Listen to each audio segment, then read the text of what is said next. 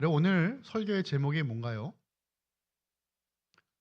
예. 삐지다라고 읽으시면 안 됩니다. 삐지는 게 아니고 빠지다. 빠지다가 오늘 설교의 제목이에요. 무엇인가에 빠지다라는 것이고요. 무엇이 빠졌다라는 것이에요. 그렇다면 우리가 살펴보고 있는 갈라디아 성도들은 무엇에 빠졌을까요? 그들은 무엇이 빠졌을까요? 한번 말씀을 통해 살펴보겠습니다. 첫 번째는 꾀임에 빠졌어요. 꾀임에 빠지다입니다. 오늘 우리가 함께 읽었던 갈라디아서 3장은요. 어떻게 두 분으로 이렇게 구분할 수 있어요. 1절부터 5절까지는 갈라디아 교인들을 향한 바울의 책망과 이 구원의 과정에 참여하는 것과 관련하여서 믿음과 율법을 대조합니다. 그리고 6절부터 9절은 아브라함을 그 예로 들면서 믿음을 설명하고 있어요. 그래서 결국 바울은 오늘 본문을 통해서 이 지금 이 대조함과 예화를 보여주면서 결국에는 믿음을 설명하고 있는 것입니다. 오늘 1절부터 9절을 가만히 쭉 보니까 믿음이라고 하는 이 명사와 믿다라고 하는 동사가 총 7번이나 사용이 됩니다. 우리가 예수님을 믿음으로 의롭게 되는 것이지 율법을 지키고 행한다고 하여서 의롭게 되는 것은 아니다라는 것을 분명하게 전달하기 위해서 강조하는 거죠. 우선 바울은 믿음을 율법과 지금 대조하고 있어요. 여러분 무엇을 설명할 때 우리가 이렇게 대조법이라는 걸 사용하죠. 이거는 이런 건 아니야라고 할 때가 있잖아요. 우리가 이런 차이점이 있을 때 이렇게 설명을 하는데 시편 1편을 보면 우리가 이렇게 알 수가 있죠. 시편 1편은 이제 복 있는 사람은이라고 시작되는데 아니하며 아니하고 아니하다 이렇게 아니다가 세 번이 나와요. 그러니까 복 있는 사람은 이런 사람은 아니야라는 걸 설명하는 거잖아요. 오늘도 마찬가지죠. 정말 이 믿음을 이 복음을 듣고 믿은 사람은 이런 건 아니지라고 하는 것이 율법이었어요. 1절을 보니까 이렇게 말씀이 시작되는데 한번 제가 읽어보겠습니다. 어리석도다 갈라디아 사람들아 예수 그리스도께서 십자가에 못 박힌 것이 너희 눈앞에 밝히 보이거늘 누가 너희를 꾀더냐라고 말씀했어요. 어리석도다 갈라디아 사람들아, 바울은 이렇게 지금 어리석다라고 하는 말을 1절과 3절에 두 번이나 쓰는데 이 말은 아우 참 이게 멍청하고 바보 같다라고 하는 것이 아니죠. 책망을 목적으로 하는 게 아니에요. 이해할 수 없다라고 하는 말인데 이 갈라디아 성도들에게 모욕을 주거나 욕을 하기 위해서 어리석다고 말하는 것이 아니라 이 말을 통해서 자기 자신을 철저하게 돌아보고 점검해 보라고 하는 이 수사학적인 표현을 쓴 것입니다. 이 당시에 이 바울이 이 갈라디아서를 기록할 당시의 문화는 헬라 문화였는데 헬라 문화는 수사학이 많이 발달했던 문화였습니다. 우리가 지금으로 따지면 SNS 많이 여러분께 하시잖아요. 유튜브 뭐 그런 방송도 있고. 근데 그때는 그런 게 없어요. 그러니까 사람 만나서 말을 듣는 게 다란 말이에요. 그러면 뭐가 중요할까요? 말을 잘 전달하는 게 중요했어요. 그래서 이 레토릭이라고 하는 수사학이 아주 많이 발달했다라는 것이죠. 그 문화가. 근데 그 당시 사람들이 사용했던 수사학 중에서는 이 디아트리베라고 하는 역설적이고 풍자적이고 때로는 자신의 주장을 강조하기 위해서 아주 독설까지 사용하는 수사학 방법이 있었습니다.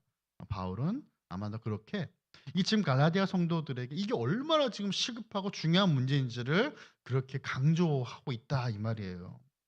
예수 그리스도께서 십자가에 못 박히신 것이 분명히 밝히 보이는데 어떻게 그 꾀임에 넘어갈 수 있느냐라고 말씀하는 거죠. 빠지다. 여러분 우리 오늘 설교의 제목입니다. 갈라디아 성도들이 거짓 교사들의 게임에 빠지고 말았어요. 예수 그리스도의 그 십자가 사건을 알았고요. 복음이 그 사건의 기초라는 것을 배웠지만 그 의미를 충분히는 몰랐던 것입니다.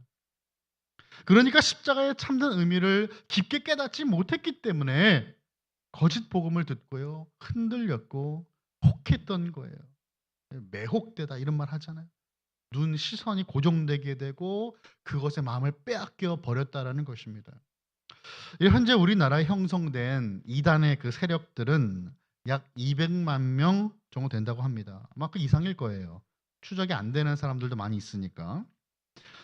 예전 기독교인을 우리는 1000만이다 아니면은 뭐 1200만이다라고 할 때는 시대가 있었어요. 네, 여러분 제가 얼마 전에 찾아보니까 기독교인의 숫자가 800만 명이 안 됩니다. 770 정도 돼요. 아마도 이단으로 빠지기도 했고요. 그리고 이제 교회가 싫다 떠나신 분들도 있을 거예요. 정말 안타까운 것은 그 200만 명 가운데 100만 명이 대학생과 청년들이에요. 우리 다음 세대가 얼마나 귀합니까? 교회에 가면 청년이 없어요, 요즘은. 근데 그 청년들이 지금 100만이나 되는 청년들이 이단에 빠져 있다 이 말이죠. 공감 심리 상담 센터 대표인 유현철 박사가 이런 말을 했어요. 이분에 의하면 이 사람들이 이단에 빠지는 이유 가운데 하나가 가정에서 신앙 교육을 받고 교회에서 성경으로 양육받아야 할 그 시기에 적절한 공급을 받지 못했다라는 것입니다. 그래서 그 공허함과 빈 공간을 채우려는 이 종교 중독 현상이 일어났다라고 보는 것이죠. 조사를 해보면 아예 종교에 관심 없는 분들이 이단에 가지 않아요. 기존 교회에 있다가 가는 거예요. 그런데 우리 자녀들을 생각해 보세요. 가정에서 복음으로 양육하고 말씀을 가르쳐야 되는데 이거 실패한 거예요. 안타까운 겁니다, 여러분. 교회에서 말씀으로 잘 양육해서 영적인 군사가 되게끔 훈련을 해야 되는데 놓친 거예요. 그러니까 그 마음이 공허하고 삶에 문제가 생겼을 때 해결해 주는 사람들이 없는 거예요. 그런데 이단에 가니까 잘해 주거든요. 해결해 준다고 하는 거예요. 구원을 준다는 거예요. 확신 있게 말을 하잖아요. 그러니까 다 빼앗기는 거죠. 나는 문제 없다고 생각하죠. 우리 자녀들은 괜찮다고 생각합니다. 나에게 일어나지 않을 문제라고 생각합니다. 그런데 십자가 복음, 그 부활의 복음을 우리가 온전히 알지 못하고 오히려 다른 것으로 채우려고 한다면 여러분 이단에 빠지는 것은 너무나 쉬운 것이에요. 이단뿐 아니에요, 여러분. 교회는 나오고 신앙생활 하는 것처럼 보이지만 그 마음이 다른 것에 빠져버리는 것 얼마나 쉬울까요? 이처럼 신자들이 사이비 종교와 이단에 빠질 때 그럼 누구에게 책임 있는 걸까요? 부모요? 교회요?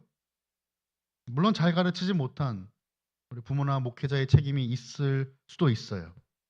하지만 조금 더 근본적인 원인을 생각해 봐야 되겠습니다. 예수님은 제자들에게 말씀하십니다. 마태복음 10장 16절을 보니까 이렇게 말씀하셨어요. 보라 내가 너희를 보냄이 양을 이리 가운데로 보냄과 같도다. 그러므로 너희는 뱀같이 지혜롭고 비둘기같이 순결하라.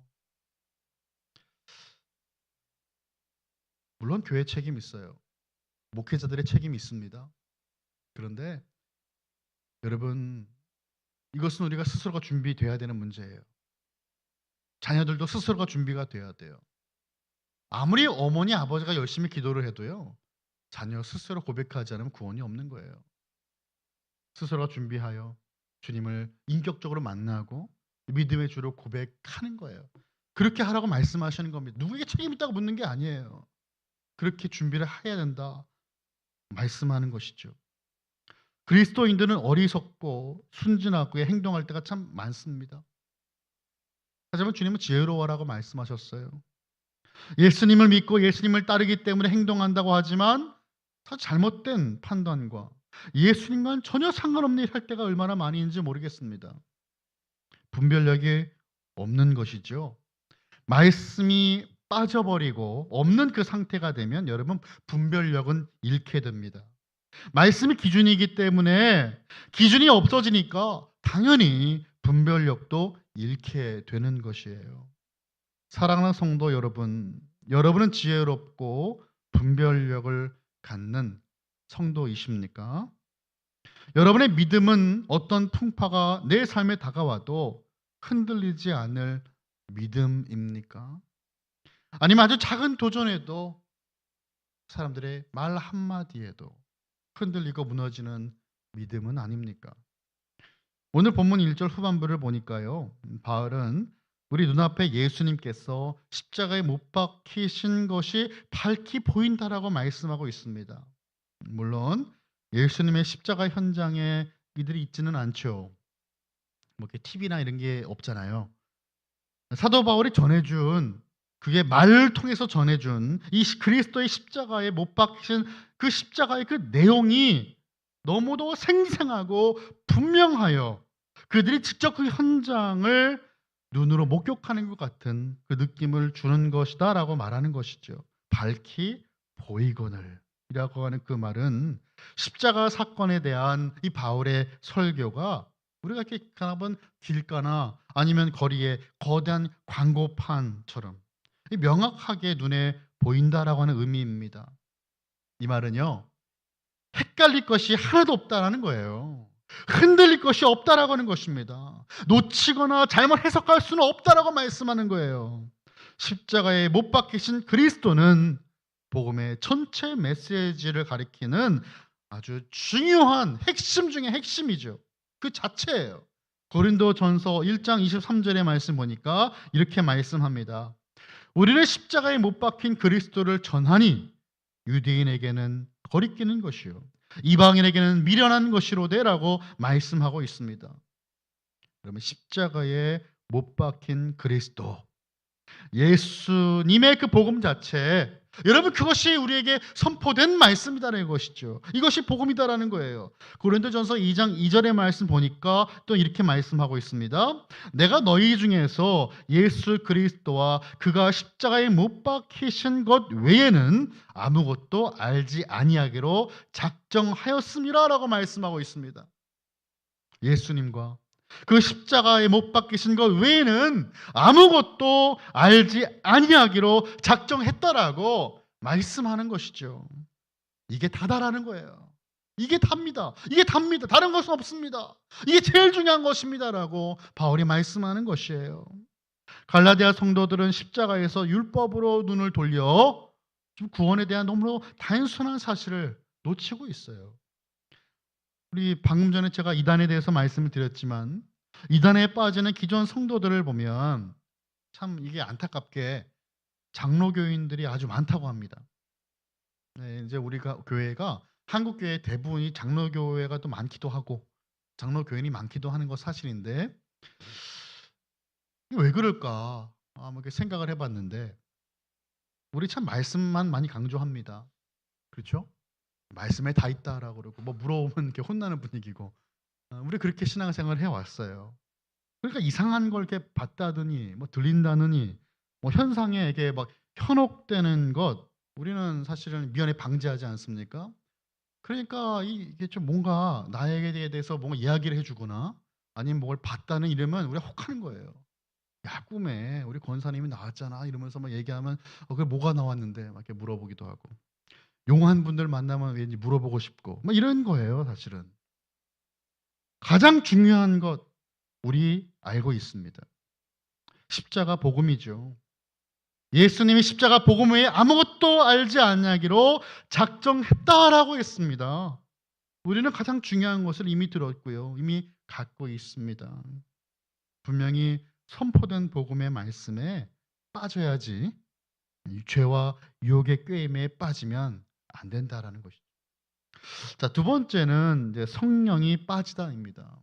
성령이 빠져버렸어요. 꾀임에 빠지는 것과 더불어서 이 갈라디아 성도들에게 빠지는 것이 있는데 그것은 성령이었습니다. 무엇에 빠지다가 아니라 이번엔 무엇이 빠지다예요. 2절과 3절 한번 같이 읽어보겠습니다. 2절과 3절입니다. 우리 한 목소리 같이 봅니다. 시작. 내가 너희에게 다만 이것을 알려 하노니 너희가 성령을 받은 것이 율법의 행위로냐 혹은 듣고 믿음으로냐 너희가 이같이 어리석으냐 성령으로 시작하였다가 이제는 육체로 마치겠느냐. 아멘. 사도 바울은 우리가 성령을 받은 것도 율법을 지켰기 때문이 아니다라고 말씀합니다. 성령을 받은 것이라고 했는데 이것은 결국 예수님을 믿고 그리스도의 인의 삶이 시작되는 것을 말하는 것이죠.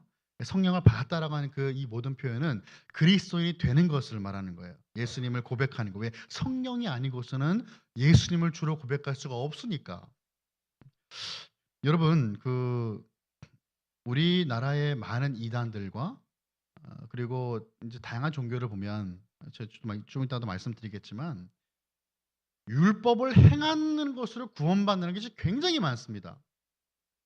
굉장히 많아요. 안 하면은 구원을 잃어버릴 것 같은 불안한 요소들이 있는 거예요. 신앙생활은 그런 게 아니에요. 예수님은 자유를 주셨어요.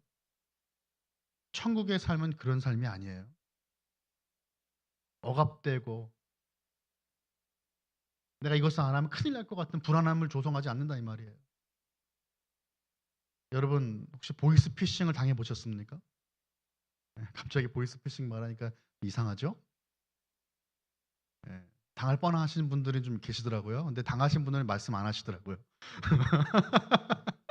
예, 저희 어머니가 갑자기 저한테 놀라서요. 연락을 주신 거예요. 어느 팀장이 전화를 했다고. 근데 이분들이 말이죠. 이 발음이 예전에는 막 거기 중국 분들 발음을 이렇게 하셨는데 이제는 발음도 너무 정확하대요. 여기 결코 속지 마십시오.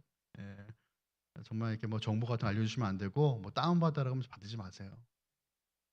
이상하게 뭐 이렇게 뭐가 잘 안 되니까 뭐 인증이 필요하다고 그러는 막 그러면 절대 뭐 현혹되시면 안 돼요. 근데 이분들의 공통점이 뭐냐면 막 하게끔 몰아간다는 거예요. 뭐 언제 만나자 그래도 뭐 은행 닫기 뭐 10분 전, 막 뭔가 이렇게 내가 판단할 수 없는 상황을 이렇게 막 유도하잖아요. 마찬가지. 이거 내가 지금 안 되면 큰일 날 것 같은 어떤 우리 주님은 그런 자유를 빼앗아 가시는 분이 아니에요.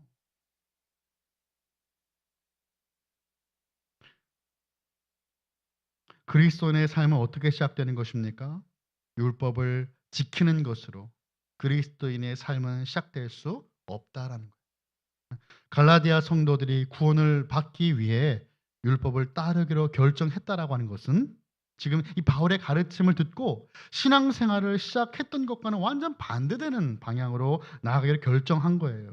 그래서 질문하고 있습니다. 너희가 성령을 받은 것이 율법의 행위로냐 혹은 듣고 믿음으로냐라고 묻고 있습니다. 당연히 갈라디아 성도들은 복음을 듣고 믿음으로 성령을 받은 것이죠. 대부분의 이방인들이었던 갈라디아의 그 그리스도인들 성도들은 율법을 가져본 적이 없어요. 율법을 알았던 적도 없어요. 그러니까 대답은 당연히 너무 정해져 있는 답입니다. 이들의 구원은 믿음으로 시작했어요. 율법을 지키는 것, 행하는 것은 구원과 관계가 없다라는 것을 말하고 있는 것입니다. 여러분 존 스토트 목사님은 율법과 복음을 이렇게 비교하면서 말을 했습니다. 한번 들어보세요. 율법은 인간적 성취를 요구한다. 그러나 복음은 그리스도께서 성취하신 일에 대한 믿음을 요구한다. 율법은 요구사항을 만들고 우리에게 복종을 요청한다. 하지만 복음은 약속을 제시하고 우리에게 믿음을 요청한다. 이 복음과 율법은 차이가 있다라는 것입니다. 복음을 듣고 믿음으로 반응하는 사람은 십자가의 그 복음 앞에 나는 사라지고 오직 예수님만 경배하며 찬양하는 모습을 발견하게 될 것입니다.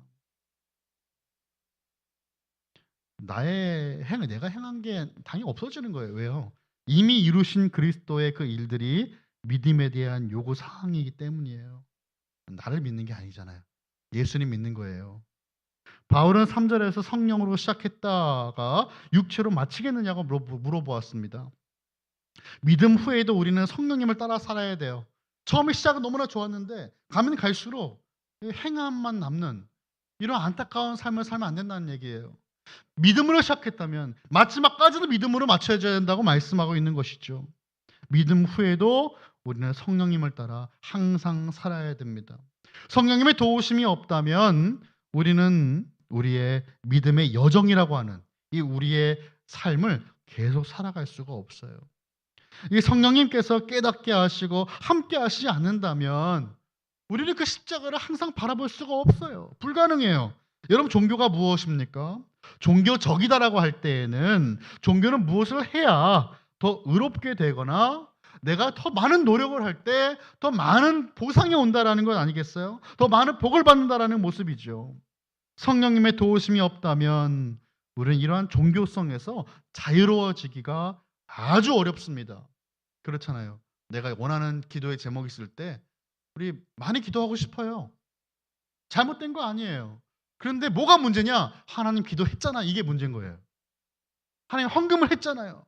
나 이렇게 많이 했잖아. 이게 문제인 거예요. 근데 이렇게 여러분 신앙생활 다 아시잖아요. 잘못된 길로 가고 있는 거예요. 자꾸 뭔가 해야 될 것 같거든요. 뭔가 부족한 것 같아요. 나 스스로를 얽매는 거죠. 얽매는 거예요. 매일매일 우리는 성령의 인도하심 어떻게 받아야 되는지를 기도하며 살아가야 됩니다. 무엇을 해야 더 깊은 영성을 소유한 자가 된다라고 하는 그 생각은 철저하게 종교인의 모습이죠. 여러분, 우리는 도를 닦지 않아요. 도 닦는 게 뭡니까? 내가 어떤 위치에 올라가는 거예요. 이러한 맥락에서 기도하는 것, 말씀 읽는 것이 그렇다면 행위가 될 수 있지 않은가라고 생각할 수도 있겠죠. 근데 만약에 하나님과의 관계 안에서 이 성령의 인도하심을 배제하고 빼버리고 기도를 내가 몇 시간 했는지, 말씀을 얼마나 읽었는지, 얼마나 많은 지식을 갖고 있는지가 나의 초점이라면 여러분 그것은 율법의 행함과 전혀 다를 것이 없다 그 말이에요. 하나님을 사랑하여 더 깊게 교제하는 그 시간이 기도잖아요. 그럼 그분을 알아가고 그분 안에서 기쁨과 행복을 누리는 것이 우리의 목적인데 나의 어떤 깊은 영성을 도달하기 위하여 내가 뭔가를 더 깨닫기 위해서 잘못된 것입니다.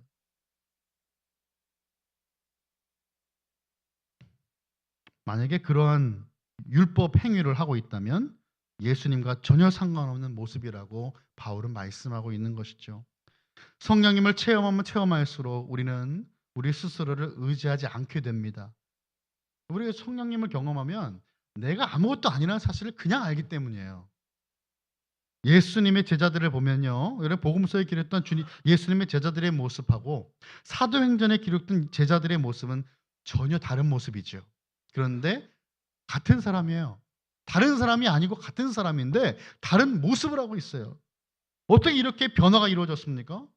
오순절 성령 강림 사건 그 이후에 불같이 바람같이 임하신 성령으로 더불어 이들이 변화되었어요. 뒤집어지는 역사가 일어났어요. 담대하게 되었어요. 우리가 이 세상 살아갈 때 우리는 참으로 많은 유혹과 시험을 만나게 됩니다. 시련도 있고 믿음을 흔드는 사건도 경험을 해요. 우리가 시험 들었다 뭐 그런 말 많이 하잖아요. 그럴 때마다 우리는 우리의 그 믿음의 현주소를 발견하게 되는 것입니다. 아, 내가 이거밖에 되지 않았구나. 우리 스스로 이겨내리라는 힘이 있습니까? 아니요. 우리는 그런 의지가 없어요. 내가 신뢰하던 사람, 그의 어떤 모습, 여러분 그분의 모습과 말을 통해 우리 얼마나 많은 상처를 받았어요. 사람 의지했기 때문입니다. 승리하기 위해서 유혹과 시험을 자유롭게 위해서는 우리는 새로운 힘이 필요해요. 그 새 힘을 주시는 분, 우리를 통해 이 일을 날마다 자꾸 이루시는 그분이 바로 성령 하나님이십니다. 하나님, 성령님을 통해서 우리가 새로워지고 새로운 힘을 얻게 되는 것이에요. 이스라엘 백성들이 구름 기둥, 불 기둥의 인도함을 받고 광야 40년의 그 세월을 주님과 동행했던 것처럼 저와 여러분의 그 삶도 성령님의 인도하심을 받고 주님과 동행하는 것입니다. 주님은 나의 최고봉이라고 하는 그 베스트셀러 책이죠. 이분 목사님이시고 또한 성경 교사였는데 이 오스왈드 챔버스라는 이분 이렇게 말을 하였어요. 우리가 완전한 무능함 가운데 있을 때 성령의 힘이 나타난다. 내가 힘을 뺄 때 주님께서 새 힘을 주신다 그 말입니다.